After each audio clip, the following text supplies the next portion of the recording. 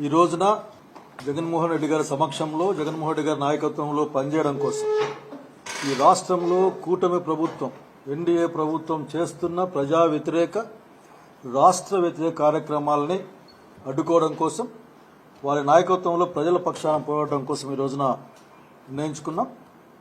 ఈ రోజున సూపర్ 6 అమలు చేయకపోవడం, అట్లాగే మెడికల్ కాలేజ్ని అసలు టెరిషరీ మెడికల్ కేర్ అన్నది గ్రామీణ ప్రాంతాలకు కూడా అంది, ప్రతి జిల్లాలో కూడా గవర్నమెంట్ పక్షాన అందే కార్యక్రమాన్ని లేకుండా చేసే ప్రక్రియ కానీ, అట్లాగే అక్కడ పేద పేదలకు సీట్లు రావాలి. అక్కడ 50% సీట్లు ఆగి ప్రైవేట్కి ఇచ్చేస్తే కొనడం లక్షల రూపాయలతో కొనడం కష్టమవుతుంది. జగన్మోహన్ రెడ్డి గారి ఆలోచన ప్రశ్నించడం మాట చెప్తా ఉన్నాం.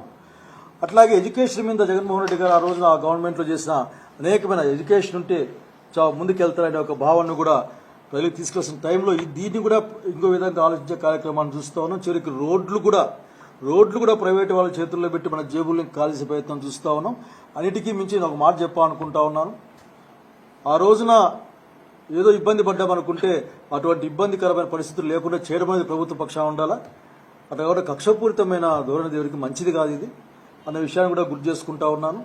సో ఈ రోజున ప్రజల సంక్షేమానికి, రాష్ట్రం సంక్షేమానికి, రాష్ట్రం బలోపేతానికి కూటమి ప్రభుత్వం చాలా అన్యాయం చేస్తూ ఉందని నమ్ముతా ఉన్నాం. దాన్ని ఖచ్చితంగా ఎదుర్కోవడం కోసం అనంతపురం జిల్లాలో దాన్ని గట్టిగా పనిచేస్తాం. అట్లాగే రాయలసీమలో కూడా పనిచేస్తాం.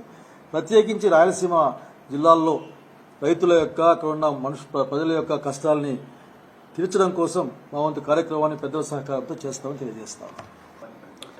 I told politics are not the business. ఇది వ్యాపారం కాదు. ఇది పాలిటిక్స్ అనే అంతిమ లక్ష్యం అనేది ప్రజల ఆ ప్రాంతం యొక్క సంక్షేమానికి ముడిపడి ఉంటుంది.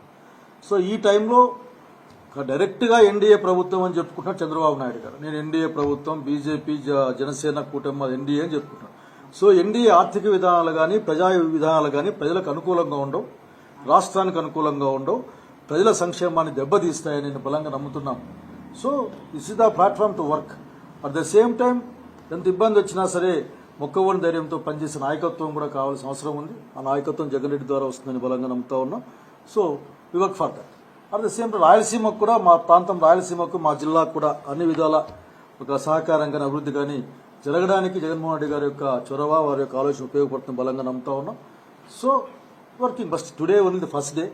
బట్ ఐ కెనాట్ ఎక్కువ విషయాలు నేను చెప్పేవి నాకు ఏం లేవు. So this only one thing I tell. Politics అనేది అధికారం కోసం, బిజినెస్ కోసమో కాదు. పొలిటికల్ ప్రయాణంలో అధికారం వస్తే వస్తుంది. That's all.